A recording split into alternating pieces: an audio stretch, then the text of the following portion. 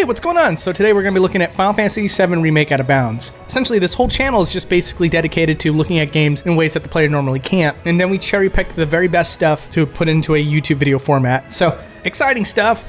We only looked at a small portion of Final Fantasy VII Remake, so if you feel at any point that I've earned your sub, hit the subscribe button and look forward to a part 2. But with that said, let's take a look.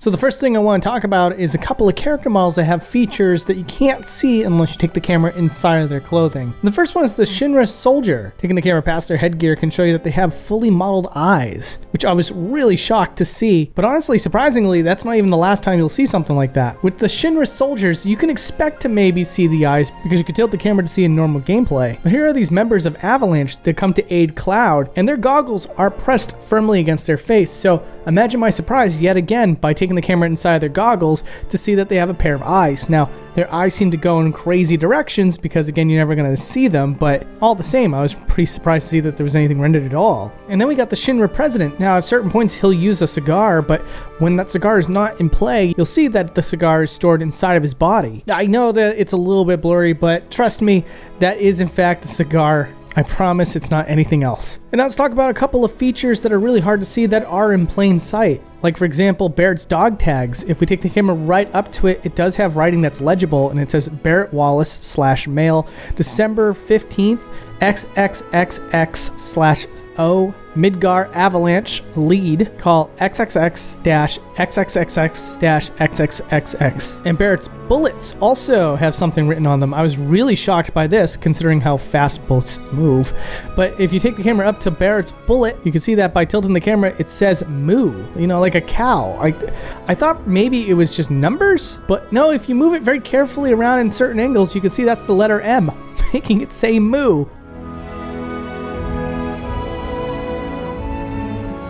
Also, on Sephiroth's outfit, there's this emblem on his belt along with some black feathers that are dangling from it. And I thought it was really ornate and interesting looking, and I just wanted to give you guys at home a chance to see it up close. And then fans of my channel know all too well of the fact that we like to look at little animals like birds and rats on Boundary Break. So by taking the camera over here, you can see what a low poly rat in Final Fantasy VII Remake looks like. Kind of love the face, but those limbs, those limbs are taking me right back to the PlayStation 1, back when this epic RPG got its start. And now it's time to talk about another epic RPG. It's Raid Shadow Legends. They've set the bar high and there's no going back. The newest addition to Raid is a new favorite of mine and is the legendary champion from High Elves faction, Deliana. Deliana is one of the strongest support champions in the entire game and can help carry your team to get past many of Raid's tougher challenges. You do not want to miss her. She possesses some great skill sets and abilities which will be helpful for all players no matter what stage of the game you're in. And Raid's currently running a special Deliana Chase event where you can get your hands on the amazing Deliana just by logging in. All you gotta do is log in and play Raid for 7 days between now and July 20th.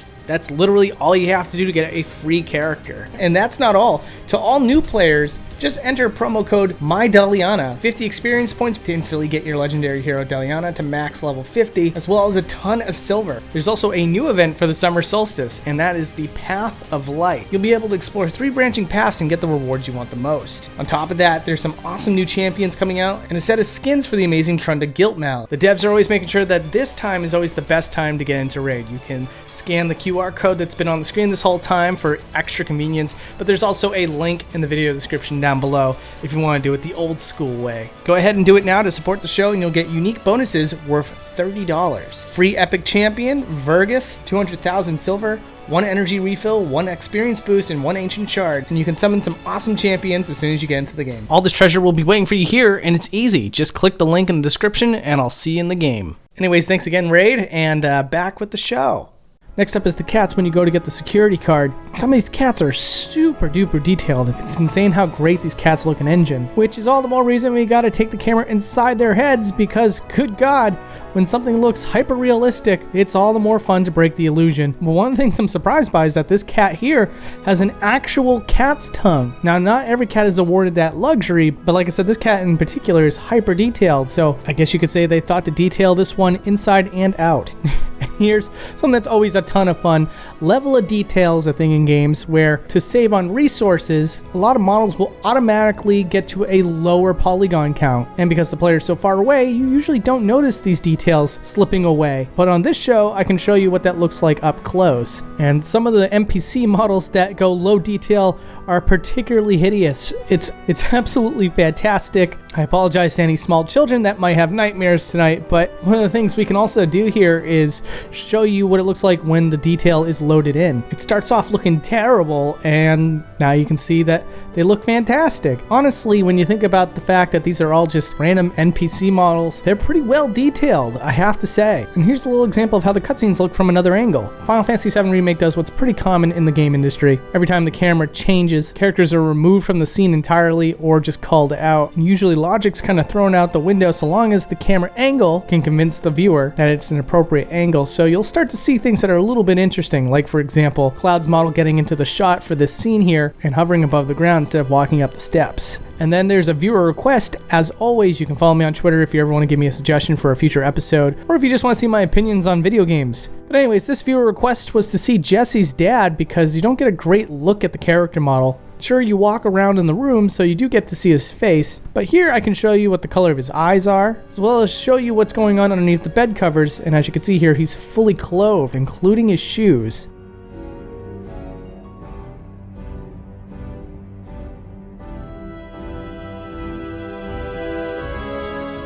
Also, the letter that Jessie gives to her mom and dad is written out exactly the same way as it's read in the cutscene, which is a pretty nice touch. But what's really interesting here is the pamphlet that came with the letter that you never really get a good chance to look at. And if you move the camera straight up to it, you can see some unique artwork for the play that she was going to star in at the Gold Saucer.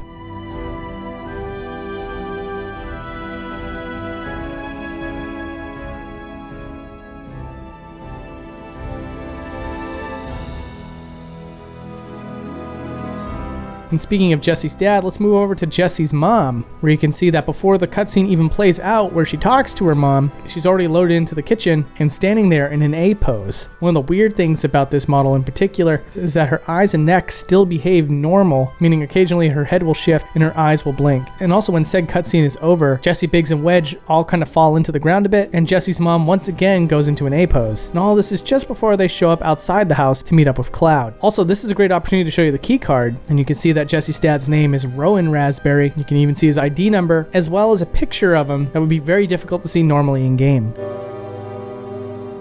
The sky domes in Final Fantasy VII Remake are pretty insane, and one of the first ones that's ever in the game is one that you can't normally see by any normal means because it's so dark outside. But taking the camera far outside the environment changes the lighting, and it allows you to see that the sky dome that's being used here is in fact a real-life city with the photographer taking the picture on a rooftop. You can see a tarp on the ground, as well as a lantern, as well as other pieces of equipment.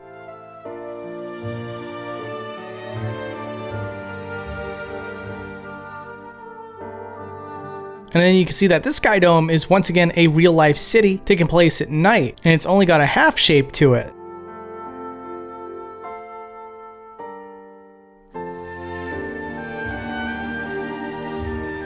But here's the one that's made by Square's team, and this is a sky dome made specifically for Midgar. And the reason for this is to show off the plates that the characters normally have to rest under throughout the game. This is really, really well done, I have to say, and it's not until you take the camera completely outside the sky dome that you can really see the illusion fall apart. At the base of the sky dome, you can see a lot of stretched out textures, which that makes sense. You're not really supposed to be able to look down below.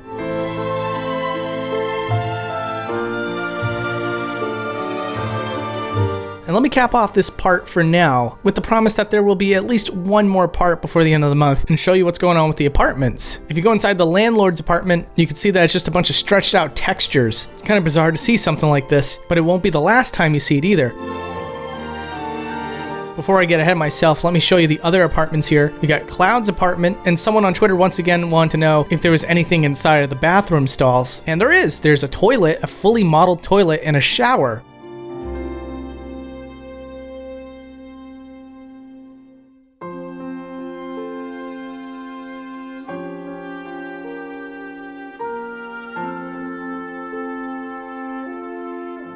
And then over in Tifa's apartment, you can get a better look at that. Various details here, but of course the player's not really meant to explore in here, and that's why her bathroom stalls are way more filthy. I don't think that the developers really intended to see Tifa living in such a dive.